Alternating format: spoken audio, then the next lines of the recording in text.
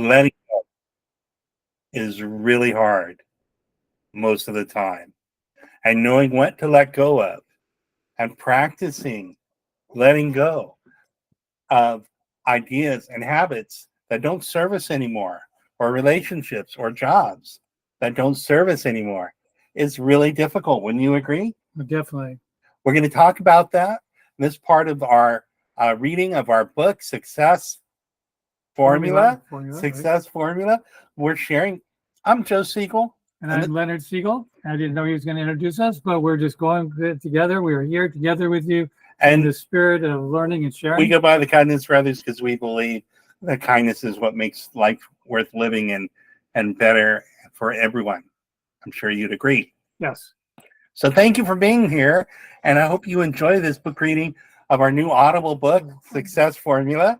Yes. And let's get on to sharing the next section of our book, which is chapter 3. So letting go to gain the world. That's right. Letting go to gain the world. This is a key element of the success formula. Quite often, we think that about success in terms of what we get to acquire in life. However, a life well lived is a life of balance. And so I'd like you to consider that what one lets go of is equally as important as what a person gets in life. My turn. Letting go is not just about releasing what we hold tightly in our hands. It's about opening our hearts to boundless opportunities that life offers when we choose love, kindness, and compassion as our guiding principle. Lao Tzu, the great philosopher, once said, and wrote, "When I let go of what I am, I become what I might be." I love that.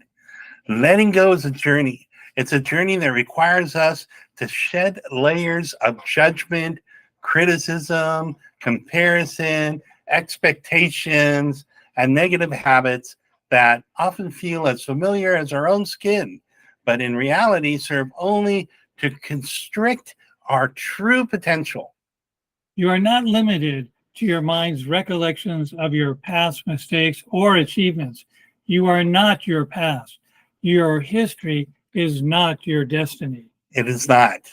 I remember many years ago when I was about 16 or maybe 17 years old, I traveled up to Northern California one summer to visit our Uncle Saul on vacation. He was always very kind and supportive. Mm-hmm. And he was the first person to ever teach me how to meditate. And he lived out in the rural areas of Sebastopol, which is about an hour's drive north of San Francisco. I took a day trip to a place called Armstrong Woods. It is a beautiful coastal redwood forest. And it was full of these beautiful coastal redwood trees as far as the eye could see. I climbed up to the top of the hill so I can get a nice view of the valley below.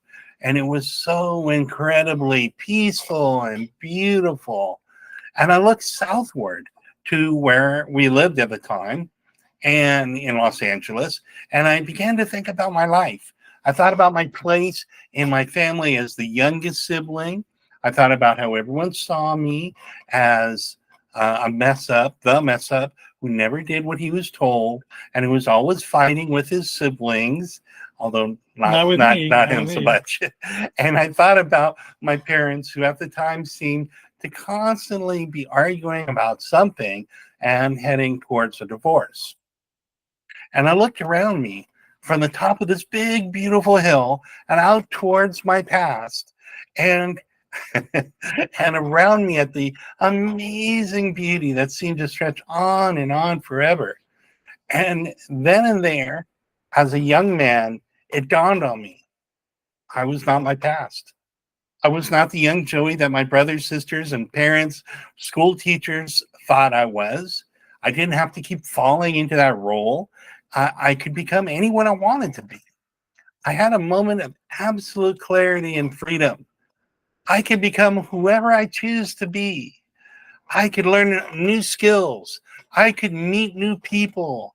I had my entire life ahead of me, and I get to decide my identity, I thought. My turn. We may not all get the chance to stand on a hilltop surrounded by majestic redwoods, but we can learn to rise above our past stories, and we are and write our past stories of who we are and write new ones. That's a large part of what we want to share in this book. And we'll continue in the chapters. And so let's take a moment to discuss what we just read to our tribe here. So I still remember very clearly that time when I was a young boy, young man, and entering into my young adult life, and thinking about who everyone saw me and expected me to be, and that how these were all stories, and how when I came back from these vacations, I would like fall into these stories, and people would treat me the way they expected me to behave, and I was compliantly playing the role. And it occurred to me that I could choose. I was free to choose my own life. And I think that that's something, I know that's something we all have, is choice. We can choose how we interpret the events that happen to us, like the great author Viktor Frankl in his book Man's Search for Meaning. He was a Holocaust survivor. He basically wrote that the thing that the Nazis couldn't take away from him and others there is what's in their mind and how they interpret their situation and what they choose to think about and focus on. And that was freedom. And that kind of freedom that's within our mind, our thoughts, our choices, is something that is true liberation, that and truly liberating, can't be taken from us. And so one of the things that we want to share in this book is that you could start a new life at any moment. You can choose to let go of the habits that don't serve you anymore, whether it's judgment. And how would they do that? We're going to talk about that. We're going to talk about that in the rest of the book. One of the things I'd like to suggest, the place you found it was out away from your regular routine. There's two ways to go ahead and escape the regular routine. One, a very, very powerful one, is to go out into a forest or go out into nature. And that's where you are able to go ahead and break through that. Another place that you're able to do that is through meditation, where you can get out of that common environment.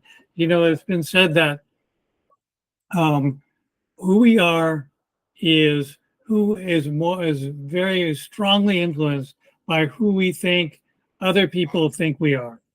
So if we can break that cycle consciously and rewrite our stories and they say that you are the average of the 5 people you hang around most. So you read their stories and then embrace those stories to become like-minded, like those stories for you. And that's one of the things that I share in this book, is about crafting and creating, sculpting your own life by finding the people who embody the vibration you want to inhabit, who have the lifestyle you want to emulate and create for yourself, and really diving into learning about them and what they do, and reading their books and watching their YouTube videos, and then immersing yourself in a culture of the person you want to be, and also getting out of, like you said, getting out of your regular routine, whether that's doing something new, a new behavior, or leaving the house. I know that can be hard. Yeah, definitely sad with yourself. But leave the apartment or the house, go out, join new groups of people, and maybe your social club, church, temple, whatever it is, book reading club, volunteer group, meet new people who think differently and listen to their life stories. And that helps you to start rewriting your own story. There was a book I read long ago by Carlos Castaneda called Tales of Power. And in it, his teacher, this Yaqui Indian, taught him how to stop the world. And what does that mean? and what that means, I was just going to say that, Okay, Leonard. Thank you. What that means is to stop the world, is to change your habits. It's to stop just unconsciously thinking and acting and saying the same thing every day that we always think and do and say. So you could rewrite your story? Yeah. And So you from could a- rewrite your story. That's right. So, you could brush your teeth with your other hand. You do could things out of the regular write habit with your routine. left instead of your right hand. You could change your routine, change your thinking, and liberate yourself. And that's one way to let go. Let go of your habits. And we'll be talking more about that in future videos. So keep coming back. Put things that you think about, questions you have, or your observations about. Drop them in the comments. Right. Make sure that you subscribe. Please subscribe. We want to share Click this like. stuff with you. Click like and subscribe, and let us know what you think about letting go. What do you want to let go of so to that make you your can life become better? the new you. And Right. lastly, you want to go ahead and tell a story about Michelangelo, David's. I will. It's actually in the book, Okay. which I hope you're going to get. Our book, Success Formula, which will be available on wherever you get your fine books and audiobooks. And look in the show notes. Thank you. So Michelangelo said that he created the statue of David, which is actually a pretty huge carving out of marble, by chipping away, he said, at this block and chipping away everything that wasn't David until all that remained was the David. This magnificent statue he He created. saw what didn't belong and he let it go. And our life can be like that. We too are magnificent creations of God, of the universe, and beautiful. And let us chip away at the parts that don't let the love in, and allow ourselves to have beautiful, prosperous, happy, healthy lives. Right, Leonard? Right. So keep coming back, and we will work together to go ahead and create more harmony, love, and peace in our lives and in the world. Amen. Thank you. Thank you.